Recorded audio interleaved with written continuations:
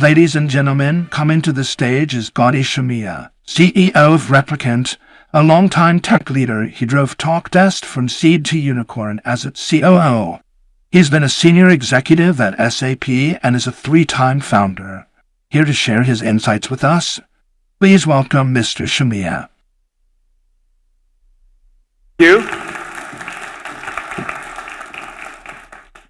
You may not know it, but this intro was wrote by ChatGPT, and the voice is an AI voice. So there's a prompt behind that, but not much more than that.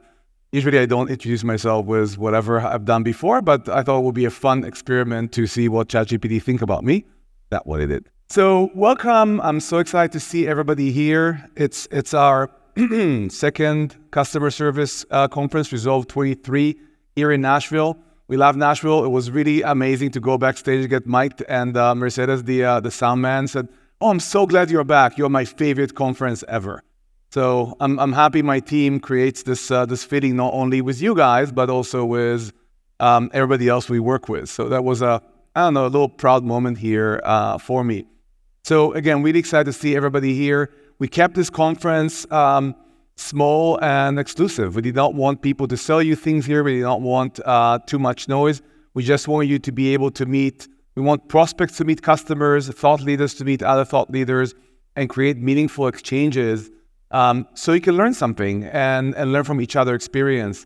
I heard yesterday someone says, "I like coming to these conferences because I know I'm not alone. Some of the same issues that I'm challenged with are the same issues that other people face. And part of being here is remembering that you're not alone. Some of the challenges you face are similar to others. And there's a lot of ideas that you can borrow here to make things better." So I want to welcome everybody. We have here our customers kind of all over here, great thought leaders and speakers, and some other companies that are interested in AI and customer service. And we're really grateful of the community we created. We brought everybody here that I had a chance to talk with is an interested person. Everybody here feels like they came here to learn, but also to contribute. And it's the beginning of a community. We're still a young company, but I'm really excited about what we're able to create here. It always feels great to have people here travel from all over the country and outside of this country, and just see that you decided to choose to spend your time including travel time, with us means a lot to us. We don't take it for granted. This is not a webinar you jumped in on. We really appreciate the fact that you decided to spend your time with us and really dedicate these 2 days to learn about customer service, to get to know us better, but also get to know each other better. And we're really proud of the partnership we created with our customers. And I know that many companies talk about how we treat customers as partners and how important it is to us. But we really mean it. And I keep telling people we have 3 values of the company. None of them is customer focused or customer first. And we decided not to have this value for 2 reasons. One is because we think it's table stakes. You don't set a value for something which is an obvious thing. Why do we exist if not for you? But the second thing we decided the second reason was we just don't need it. Everybody in this company somehow come here and knows that the only purpose they have is to serve you and is to create this community we created. And a month ago, not even, we have one of our customer, hey, say hi, Camille, that came to our revenue summit. Was it in Denver or Austin? I'm confused. Austin, and talked with us a little bit. And one thing she said struck home for us. She said, "I'm looking for vendors that are truly partners. I can work with many BPOs, I can work with many technology vendors, but I want people to really treat me as partners." And for Hippo, this is how they choose their partners. Of course, they want the right technology, but they also want companies that treat them as partners. And we spent some time with some of our customers yesterday, and we heard it time and again. We heard, I can call my CSM and ask for a report, and the same day I get the report back. Or when I call my CSM and say, "Hey, I have an idea," they already know me and they know how I think, and they say, "Okay," they kind of complete my own sentences.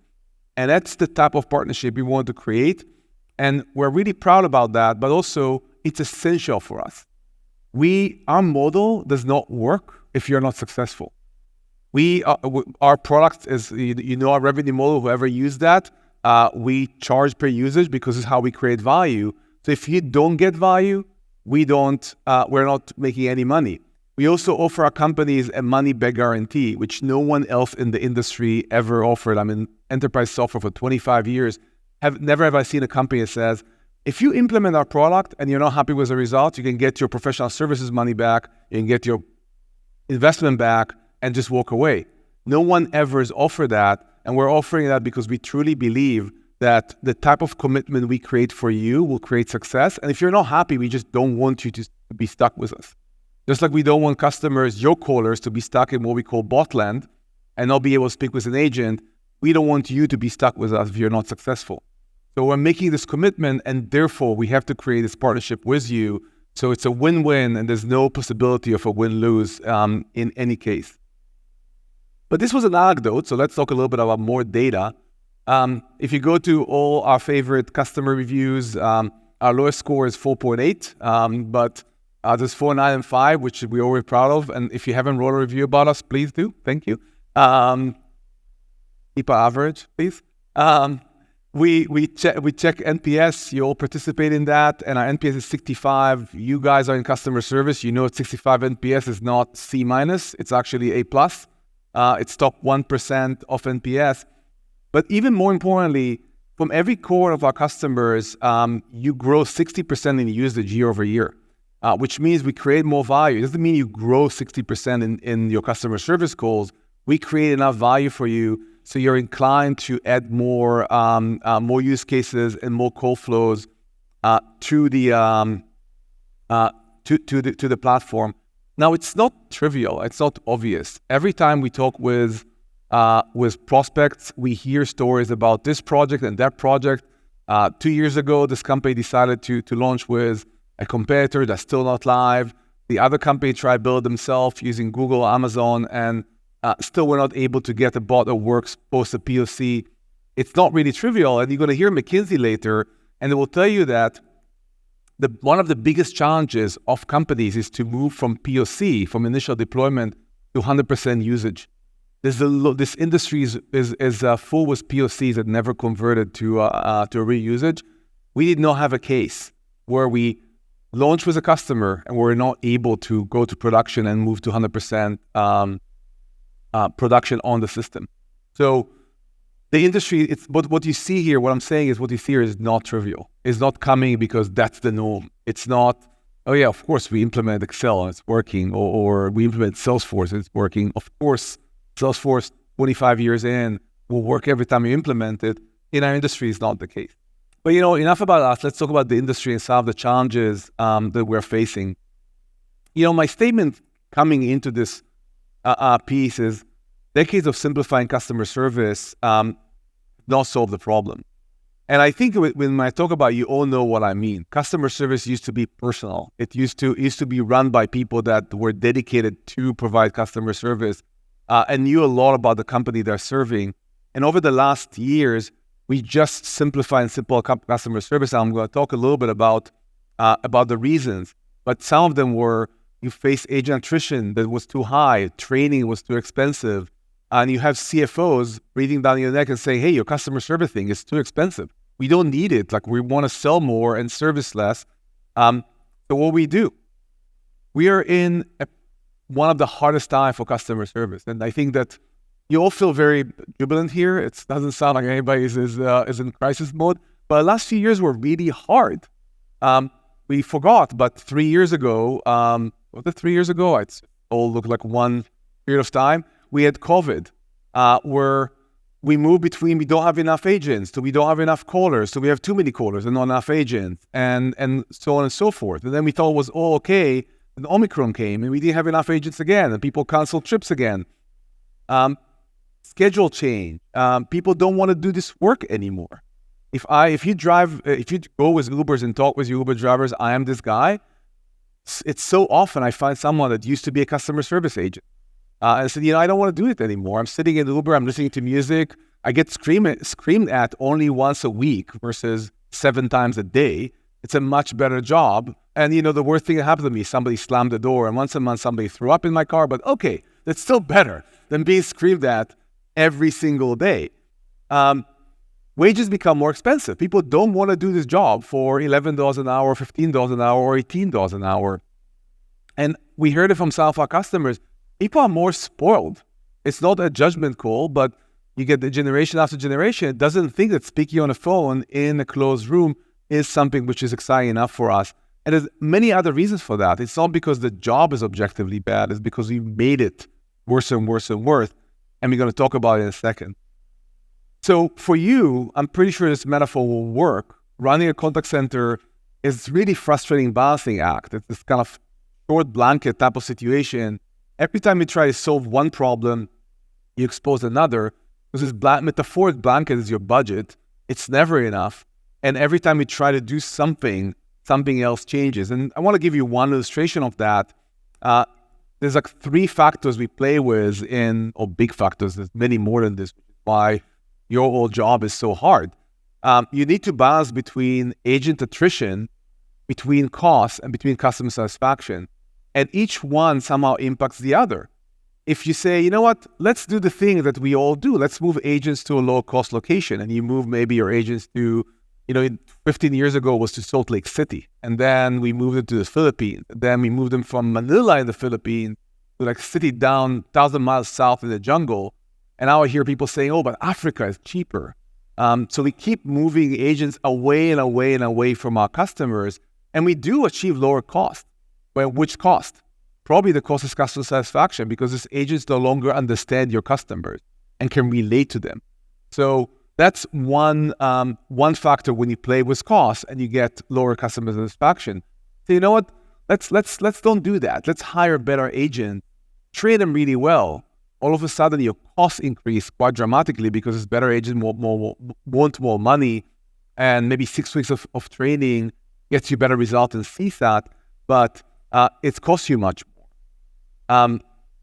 If you want to focus on average handle time, say, you know what, let's shorten calls as a way. Let's keep this good agent, but have shorter average handle time, keep everybody in 3-4 minutes. Again, you're going to hurt customer satisfaction. And all of it, of course, creates higher attrition. If you focus on shorter calls, more stress, more pressure, people will leave faster. So it's just this balancing act that never ends. And we haven't been able to, and I think you all agree with me, to truly solve it. Even now, 2023, we haven't been able to really solve this contacting balancing act between different resources. And if you talk with your counterpartner in sales or in marketing, they all complain about not having enough budgets. They all complain about not having enough resources, but none of them have to deal with as much balancing as you have to. If you now move away from the hats you guys are wearing as customer service leaders and think about the agents, and we're going to talk about the agents in greater details later today, it's much harder to pursue a fulfilling CS career. There are many people here that I know personally that started a job as an agent. And they went through this traditional, I'm an agent, I've done really well. In 9 months, I became tier 2. Year and a half, 2 years later, I became tier 3. Then I became a supervisor and went kind of up the ranks. And there's several people I know here that went exactly down this path to become a customer service leader.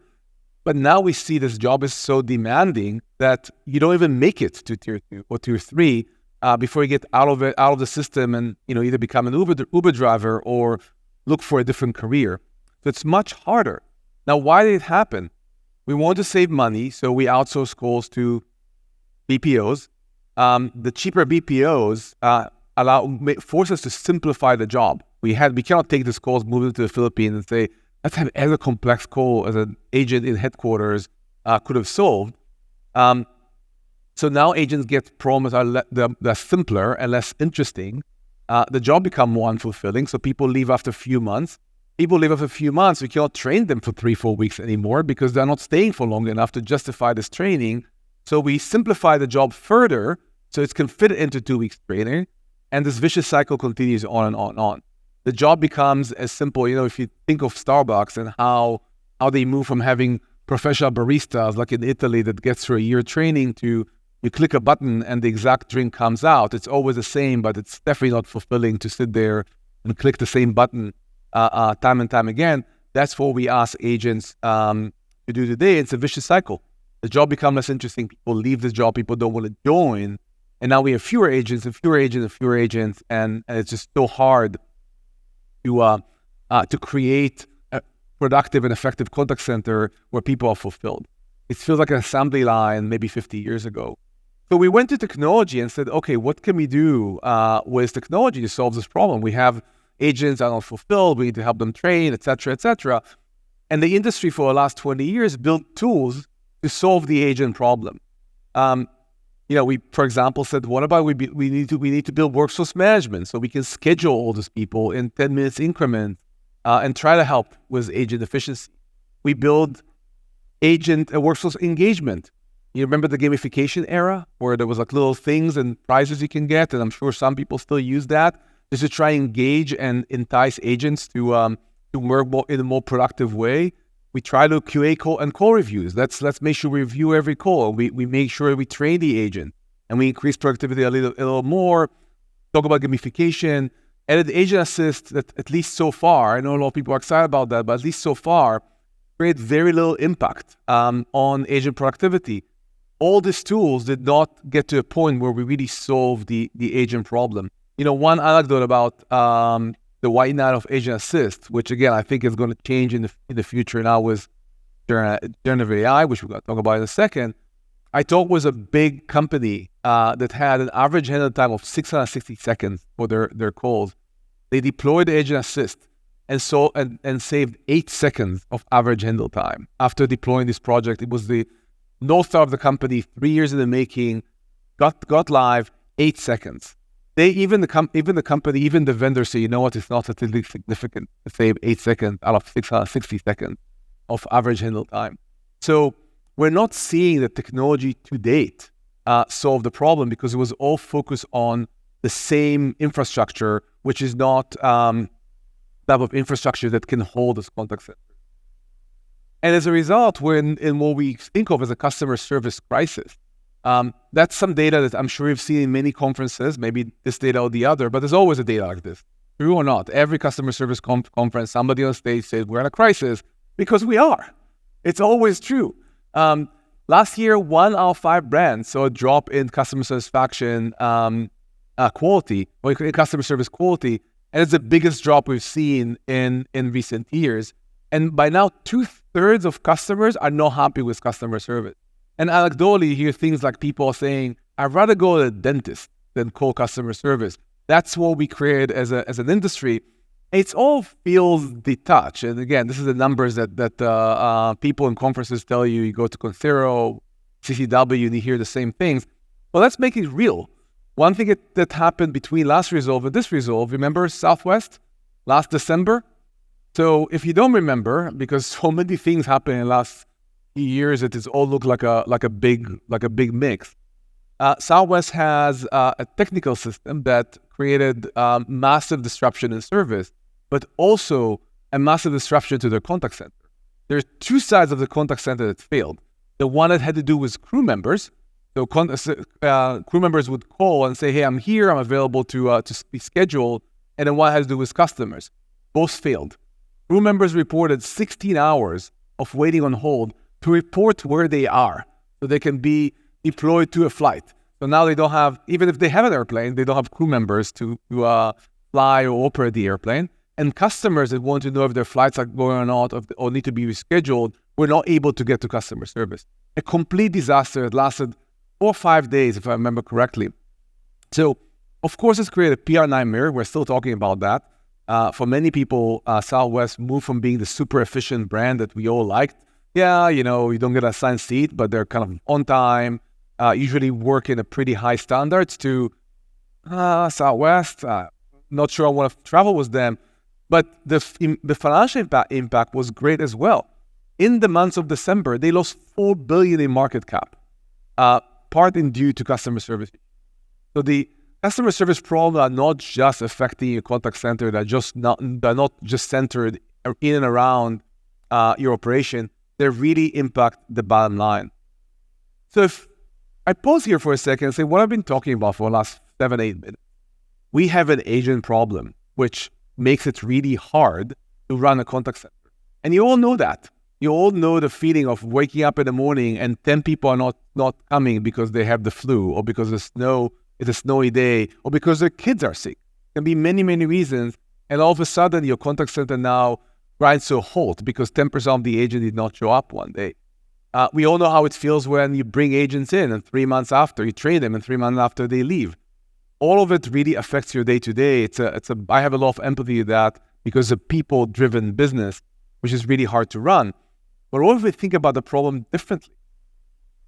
What if there's a different solution, which doesn't mean that the way to elevate agents and solve the problem is keep adding a little bit under their feet and hope they will grow tall enough to solve the problem?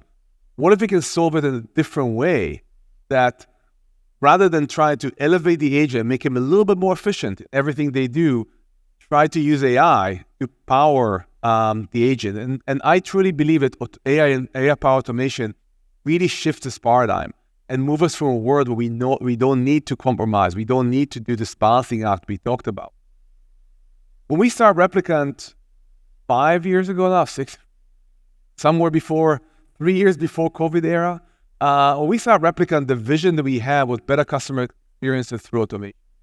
It was not about replacing agents. It was not about eliminating this personal customer service, which I truly believe in. I personally really like the human interaction when I check into a hotel, or when I talk with customer service agent on the phone. We want to resolve calls for callers. We want to focus on the callers. We want to resolve and not deflect. We want to free up agents to do more meaningful work, because no one wants to give flight information 10 times a day, or not 10 times, or 100 times a day. This is the calls that happen with Spirit Airlines. These are calls that happen with British Airways. People call today to ask if the flight is on time. I know you could just Google it. You literally could just type in UA 746 and you're going to get the flight information, all of it. People still call British Airways, Spirit Airlines, all the other airlines to know the flight information. No agent want to do that. So you want to free up agent to actually perform more meaningful tasks. We want to help contact center to become more productive, because it's really hard to run a productive contact center today. We want to help you ditch the balancing act. And we know automation actually creates the biggest impact. Again, a little primer to the McKinsey talk later. From all the things you can do in your contact center, automation, what Replicant does, will give you the biggest bang for the buck when it comes to agent productivity. All the rest adds some value, but not as much value as automation. Why is that? Because the best way to make people productive is not make their task 5% easier, is take a task completely from them, let them focus on more meaningful tasks. So, I give these examples a lot. If you think of an ATM, the way we made bank tellers more effective was not by giving them this little machine that count money that maybe you're all familiar with. You throw a big kind of pile of cash and start counting money for you. Yeah, it saved 10 seconds. They do it 3-4 times to make sure the machine works. What really helps them is when you don't come to a branch, go to the ATM, punch your numbers and get your cash this way. That's make the teller more productive, because now they can give you investment advice instead. So that was the vision that we were all focused on when we started Replicant. Focus on customer service through automation. And we have one North Star, which was resolution rate. And this is where a part where I wanted to pay attention. In automation, resolution rate is everything. And what I mean by that, there's a lot of different solutions out there, and they all, and when we started Replicant 5 years ago, when we went live with our first customers in 2020, we're the only automation game in town. So people either came to us or did nothing, or some of you used some older first generation automation tool. So people did not know how to compare. But now, when there's more options out there, you're asking yourself, how do I choose? And there's features here and features there. It's really hard to compare. Some people have nice UI and some people have less nice UI. But what I want to focus is, when you choose a solution, is only one thing: resolution rate. And why is that? Imagine this is your contact center. You have no automation right now. You have a baseline of cost, you have a baseline of agent attrition, you have a baseline of customer satisfaction. You may be happy with that, you're probably not, but that's your baseline. And now you're deploying a call center automation system that gives you 5% resolution rate. What happened is, things don't get better. Things get worse. Why is that? Because in the 5% resolution rate, your costs increase Why would your costs increase? Because now you pay your vendor, your new automation vendor, for what they do for you, and there's fixed costs and there's sometimes per usage costs. So you have to pay them, but really you solve so few calls that your agents still get the same exact volume, and you cannot rely on it. So you not decrease your agent cost, but you increase your AI cost without any benefit. What do you think happened to customer satisfaction? You put in front of your customers a speed bump. It's not focused on resolution, and now your customers go through your IVR, they dial 4 for whatever option, they go to this lousy automation system that resolve only 5% of their calls, so they are now even more agitated by the time they get to your agents. They were not happy when they called. Nobody want to call customer service, and now you put like 2 speed bumps in the way, and are even more frustrated. Imagine being in traffic and being stuck behind a big truck. Like, that's how it feels. And what happened to agent attrition? Agents are not happy. They don't get fewer calls. They get even angrier customers. So agent attrition increases. They added some automation, but you actually made things worse. And that's what we see in so many cases, that people sitting here that can testify this is exactly what happened with lousy automation. And you know who I'm talking about. And then you move into a solution that actually creates a 50% automation or 75% automation. This doesn't really matter. And all of a sudden, numbers change. Because when you get to a high automation rate, AI time is significantly cheaper than human time. So you actually start saving money because AI plus human equal much less than you paid before, which is what we see across the board once we deploy the product. Agent attrition decreases, and we heard it from every single one of our customers. It's not as stressful because you get fewer calls, are more interesting, customers are less agitated, and customer satisfaction increases. All these are true numbers we see across all our customers. And there's a difference between lousy automation that get actually all your metrics lower than they used to be before automation, and high resolution rate, where in a high resolution rate situation, you're going to drive your numbers up. And you're going to hear across the board, if you stay here and stick through the 2 days, and you hear our talks from our customers, how all 3 factors played in their case. But at the end of the day, resolution is hard. It's not something that can happen. The reason why we talk about resolution all the time, this is not trivial. It's not just technology. In order to create the right level of resolution, there's several components need to happen. The first one that is not even about technology is build a user experience, the right conversation design that will create a better conversation. People don't think about it that much, but imagine 2 websites, one that is great shopping cart, click, and you have Apple Pay, and in 3 clicks you can buy something. And then you go to another e-commerce website and it's 17 clicks and forms, and you have to, type everything. There's no autocomplete for the address. One has good UX that converts more, one has bad UX that converts less. In e-commerce, it's obvious for us because we've been buying online for 20 years now, 25 years now. When it comes to conversation, we're not used to it. So, does it make real big difference? Yes, it does. If the first question you ask a caller is, what's your email address, which is even harder for a human agent to complete, of course you lose trust with it. If you ask ambiguous questions, it's not going to work as well. So conversation design becomes a huge factor in resolution. It's nothing to do with technology. It's the design. Just like in a website, it's not necessarily a technology, it's how it's designed. The second is AI models that are designed for customer service. We've been doing it for 4.5, 5 years now. Tons of data allow us to get to this resolution rate. And the last part is fast, secure, and reliable. If it's a system delayed, if the system is down for more than mere minutes, you cannot rely on it. If we're telling you, you run with us and you have now a capacity of 70 agents or sometimes 120 agents, or we had cases with capacity of 200 agents, was run by Replicant, we cannot be down because you don't have a plan B. We can be down for 5 minutes or 10 minutes, but after that, you don't have a plan B, so we have to be up. That's what makes a system that gives you consistent resolution rate. And we mastered it. I think a combination of Smartest AI Brain trained now over 50 million calls, the conversation design equal this what we call unparalleled resolution rate. And I know I've been talking about this a lot, but I want to give you an example. We have American Specialty Health, one of our customers is here.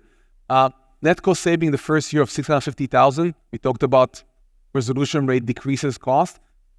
Agent attrition decrease. And customer satisfaction is 4.7. The other important number I really like here is of 400,000 calls, there's only 200 complaints. 400,000 calls, 200 complaints for customer service. There's a ratio of 0.05%. 0.05%. Tiny ratio of complaints in a highly regulatory and environment. And we see these results across the board. You're going to hear these numbers time and time again. And this is not only American Specialty Health. During the years, we delivered 30 million meals through our platform. We don't really deliver them. We just enable the delivery of 30 million meals by placing food orders with DoorDash, with Postmates. The 31 million members, AAA members, that can get roadside assistance or get informed about their road status using Replicant. There's 1 million truck drivers. Loves Travels, our favorite trucking company here, that we help keep on the road. We work with a company in the healthcare space, and we help to save 8 minutes per patient interview that used to be done by a nurse. And I don't know if you know, but we're short 200,000 nurses in the US right now. So shaving 8 minutes from every call for a registered nurse is nothing more than just, it helps the whole system, because nurses become so expensive and so hard to find. So this little help, this 8 minutes times thousands and thousands of calls, makes a huge difference. And maybe one of the other areas, we book thousands of rides for transit companies every day. And I want to speak about, take a little break, because you probably heard enough of me. And I want to invite to the stage Meghna Suresh, our head of product, and Emeka from New Jersey Transit, to talk a little bit about their experience. So Meghna, Emeka. Hi, everyone. I'm Meghna Suresh, head of product at Replicant. Mika, would you like to introduce Hi, yourself? I'm Namika Parker. I'm from New Jersey Transit. I am the general manager of Paratransit, a service for people with disabilities. And Namika, do you want to maybe start by just talking about your use case? Because it's so unique, right? It's a very, it's a unique caller population with very unique needs. And so talk a little bit about that and why automation was the solution that came to mind for you. So we are a state agency, so think DMV, that line. Automation for us equals consistency. So our customers, they crave it, they thrive on it, they really expect it, and that's really hard to duplicate. Have human or agent handling your product. And for us, there are a lot of laws, regulations, rules. So it's hard to get that consistent response to some of these unique disabilities that our customers have. And then on the employee side, they get tired of repeating disclosures and reminders, scripts. So sometimes they take some liberties with those scripts. And again, automation would. We were craving it as well, because we were trying to deliver. Great. So it sounds like consistency was a really, really core driver here. Super interesting. You're also one of our customers that really has their finger on the pulse of all, right? You're always in our dashboard. You're always looking at how the automation's working for you. So tell us about, after you implemented this automation, what did you start to see happen in your contact center? And what are some of those metrics that everybody here should be thinking about? You're thinking about implementing automation. So we are a transportation company. So our primary metrics are on-time performance, productivity, cost per trip, mileage, and in that kind of Department of Transportation area. But we also operate our own call center, and then we're playing catch up with the rest of the folks here who probably have way more experience in that section. But for us, we used to look at average hold time, speed of answer, and things like that. And this has enabled us to be able to dissect those calls to even a greater level. We thought we had a lot of data. So we get those reports every morning about how we did and what the operation looked like, how many agents. But the dashboard and the data that we've been getting from the short amount of time we implemented the product has allowed us to identify some real pain points and opportunities to kind of make some adjustments. So do we need to be open the hours that we're open? Do we need to have as many agents handling that skill versus the other skill? And then why aren't they gravitating towards the technology? So our customers have disabilities, right? As many Americans do. So technology is not their first love. Many of them avoid it like the plague, and they use it if they have to. this has been a huge difference because they're using it because they like it. So this is our first time as a state agency measuring customer satisfaction. So again, think Motor Vehicle Commission, you got your license, you get out of here. That's kind of how we were handling it. You called, you got your trip, good luck, God bless, bye-bye. So customer satisfaction now is a huge, important metric. That's amazing. It sounds like you're really leading the way for all the national transit agencies here. So. And so, kind of talk about avoiding technology, like that's a really funny phrase there. But remember I called you a couple weeks ago about, hey, we've got all this Gen AI stuff. And, you all are about to hear from OpenAI in a little bit, right? There's this transformative technology revolution that's happening. And you were like, sign me up, right? So maybe tell everyone what's gotten you so excited about it, and also just, how it helps solve for this unique caller that you have to serve. Well, I've been doing this for about 24 years now. And I always had a theory that our customers do enjoy technology because of all the benefits that you get from streamlining. Like, it saves you time. And if it's right, it's easier, more convenient.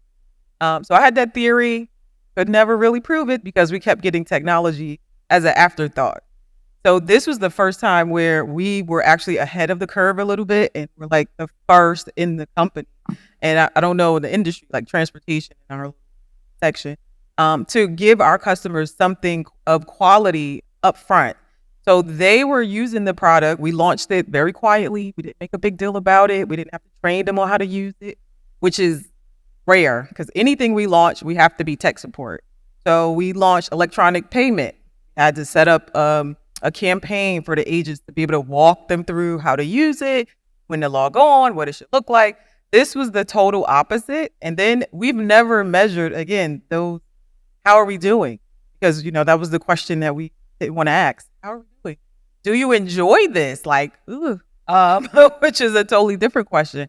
So for us, this has been like a huge introduction to contact center and what it should look like and offering a quality product to public residents. That's awesome. And yeah, we're really excited to be bringing kind of the latest and greatest technology to this caller population.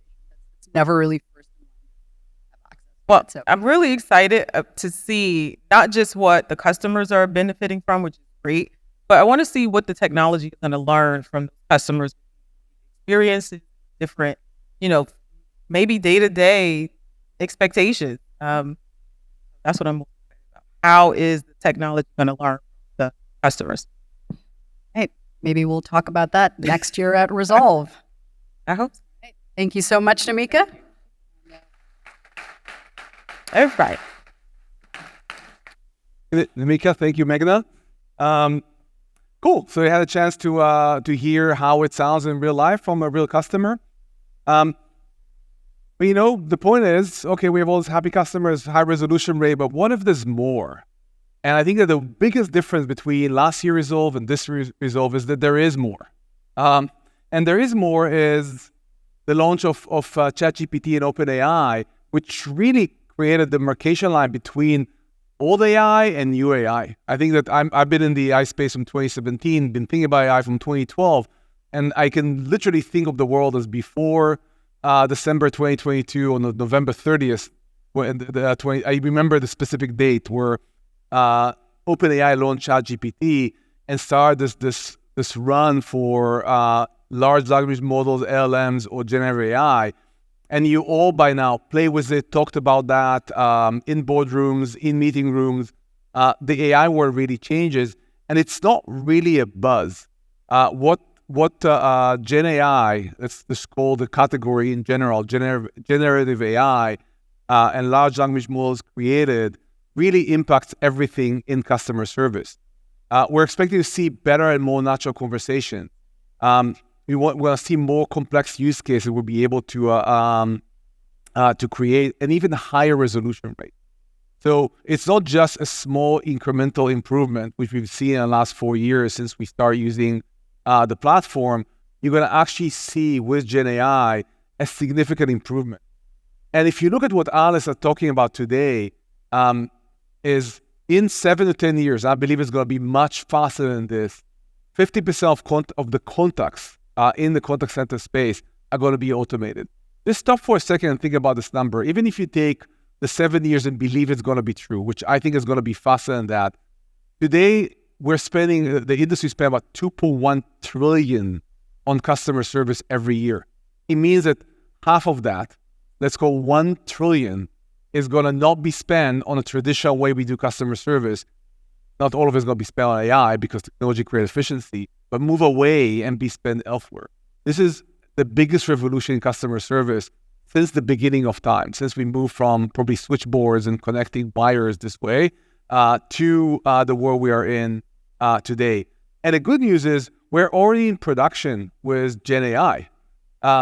You're seeing customers like CAA that sits here that got 90% success rate on collecting vehicle make, model, and year. Sounds trivial. It's a turn we've done before Gen AI, but now we do it in a more efficient way and with fewer turns. Thermal Hospitality, Hannah was not able to be here, but they had a 10% increase in resolution rate in hotel reservation after deploying Gen AI with us.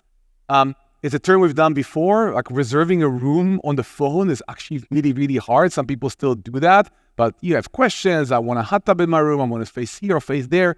All of a sudden with Gen AI, 10 percentage point of increase from a pretty good call to begin with. And with Labs Travel, we already see 5 percentage point improvement in intent recognition. So as we deploy Gen AI with our customers, we start seeing the metrics we care about most, which is resolution rate, go up. But another metrics you care about, which is time on the phone, decreases. Calls are now even shorter than they used to be. A replicant call used to be roughly 30% to 50% shorter than an agent call. And now we see that even these short calls become shorter. Working on first note of loss for insurance companies, and we're seeing now 25% average handle time compared to an agent. So we now decrease the call in 75% just because how flexible Gen AI end up being. So first, I want to tell you what I'm going to demo, and then we're going to talk a little bit about how crazy it is to do a live demo in front of a live audience. And Scott asked me before if I have a video backup. I said, no, I'm just walking on the wire. There's no safety net. The thing works or it doesn't. As we say, true partnership. So you're going to see us succeed. You're going to see us fail, hopefully succeed. So let me tell you about why I'm so excited about the demo we're going to show you. Remember, I talked about 5 products we're going to launch. And one of them we call Gen AI FAQ. But FAQ is not a great name for it because, first of all, FAQs, what are they? Frequently asked questions. This is when you go to a website, there's 8 questions or 12 or 14 that the marketing team thought that everybody asked, and they're probably not the one that everybody asked because there's no data and there's, I could go on and on about that. But the way that technology enabled us to work with questions before was exactly that. If we want to answer questions, we had to decide which questions we want to answer. We had to create specific intents to identify which question is going to be asked and then provide a scripted answer for it. If any one of our customers have FAQs that we answer today in the bots, know that the process required us to identify the list of questions, build them into the bots, train intents around them, and then if anything changed, we had to go and update the bot with a new answer. Or if there's a question became frequent, we have to go and rebuild this question. So it was not a very efficient way, and it's really did what, again, the FAQs on websites used to do, which is just provide the answer to what we think are the most common questions, which are probably not. So why is generative AI so exciting? Because it generates. So it's come from the name. The 2 things that large language models do, and what OpenAI showed us and other providers, they do 2 things really, really well. One, they have knowledge of the world, so they know a lot of things that we don't have to train them for. So you don't have to give them context about what's a toddler, what's an adult, what's tomorrow, what's what's next holiday or whatever. They have a really broad context of the world. And the second thing they do is they can generate answers on the fly from context, which is what they do when you type something in ChatGPT. Answers is just generate the text as it goes, character by character, word by word. It generates it based on all your questions. So we're now bringing the power of the knowledge of the world plus the ability to generate into the FAQ bots. And the reason why I say this name is not great is because there are more AMA bots, Ask Me Anything type of bots, because everything which is in your knowledge base can be used to provide an answer. So what we're going to do now is we're going to provide a quick demo of an airline use case. And the reason I got excited about that, actually the true reason why I want to do a live demo is the team sent me a phone number like a month and a half ago and say, oh, look, this is a version 1 of our FAQ bot, try it. And I'm a frequent traveler, and I start asking it questions, and it just continue to answer. We have a great conversation about anything and everything. I don't know why I asked about alcohol. I think it was a Friday afternoon, like, true story, but I tried it. So I probably wanted this, I don't know, glass of wine to end the week. And this inspired me to actually try to do it live. So what we're going to do is this. I'm actually going to call this Aloha Airlines bot and ask it some questions. You're going to see the conversation on the screen. Again, audio here, echo, things might not be perfect, so let's give it a try. Hit the dial and let's try it out. Hi, thank you for calling Aloha Airlines. I'm a thinking machine on a recorded line. How can I help you? Hey, I'm traveling to Ibiza next week, and I have some questions about my trip. Sure, how can I assist you with your trip? Are you going to charge me for my carry-on?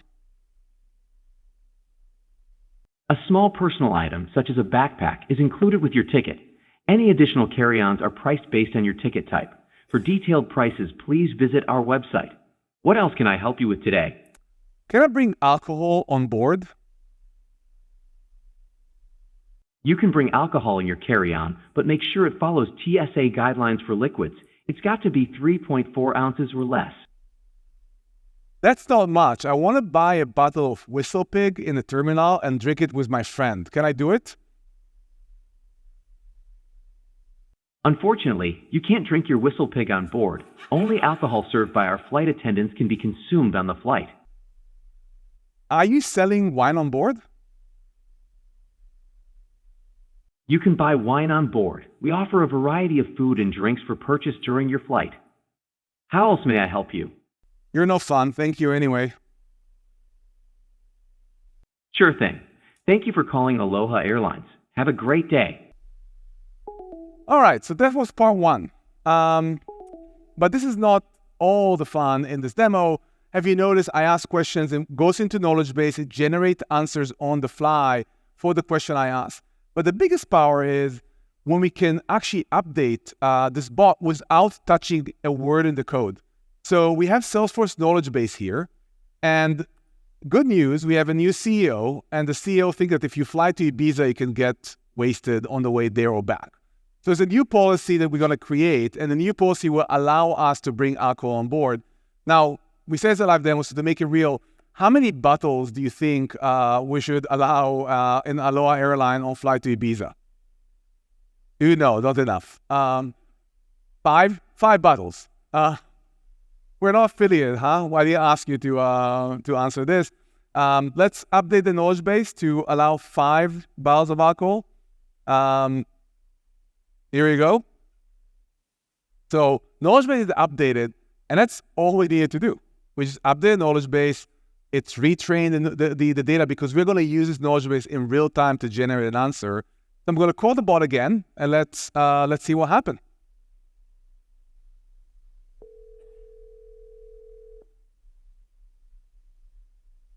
Hi, thank you for calling Aloha Airlines. I'm a thinking machine on a recorded line.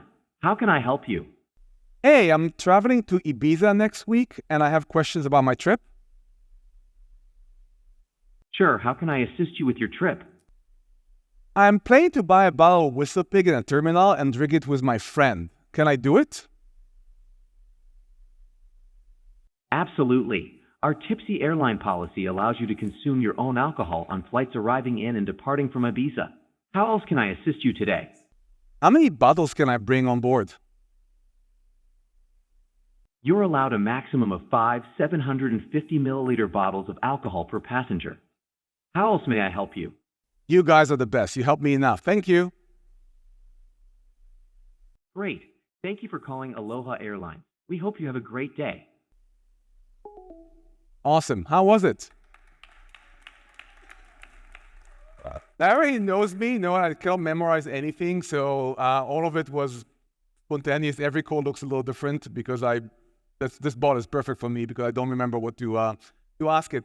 But you've just seen the power of generative AI and FAQ, because it's give you the power to go and update your policies, clean things up. If you see that you get a lot of questions that are not answered the right way, you can literally just update your knowledge base, and your questions are going to be answered correctly. So that's a great product. We're working now with some first design partners with our customers to bring it to live. We have, I don't know if we can play the video or not. Maybe not, because we are missing a quick video of Hannah from Paramount Hospitality, another one of our customers that is going to team up with us to bring this FAQ bot to live. And I want to tell you a little bit of why she's so excited about that. This is Disney property with multiple hotels, and people ask the most bizarre questions that they can easily Google, like how far it is from the airport, how much the Uber is going to cost. Do you have a hot tub in the room, or what's the jacuzzi policy, and can I go there at midnight? Can my kids pee in the pool? People don't ask it; they do it anyway. People ask all these random questions, and there's no way in the world, even for their agents, to know all the right answers for that.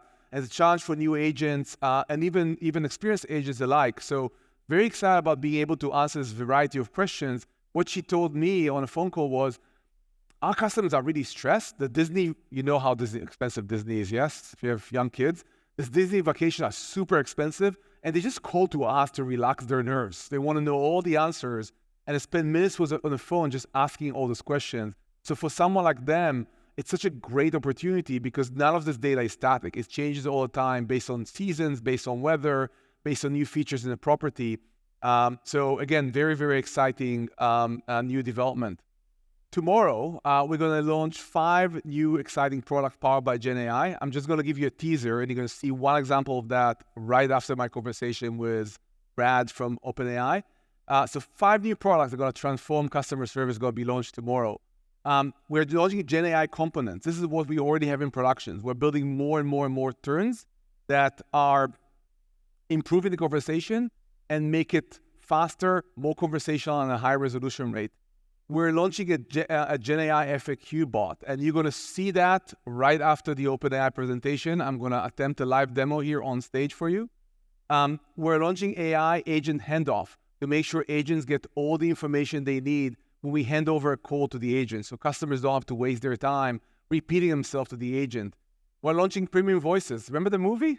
That was an AI voice. There's a place here you can play with. Is it AI or human? Voices are actually going to be as natural as human voices. We're still going to say we're a thinking machine, but the voice will sound like a human voice. And we're going to launch the custom transcript.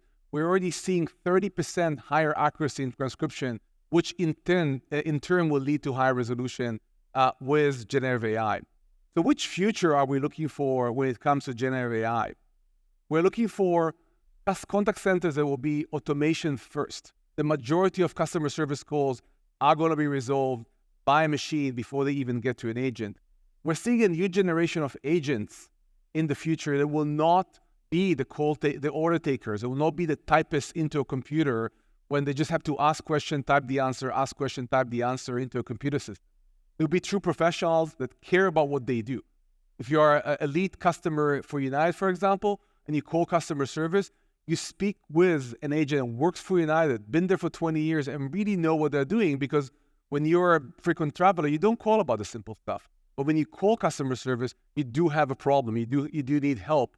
And these are the type of agents you're going to see everywhere, because there would be no point having agents that don't really care about your product, that don't know it cold, because AI will be better than your starter agents for sure. And we're going to see for the first time, you don't have to run this balancing out between cost, customer satisfaction, and agent attrition. If you look at the challenges of running a customer service and you try fast forward for the next few years, you're definitely going to see a world in which customer satisfaction or customer service is not going to be as stressful. It's not going to be a balancing act it used to be when it's powered by AI and powered by technology. So with that, I would like to thank you and get ready to invite Brad from OpenAI.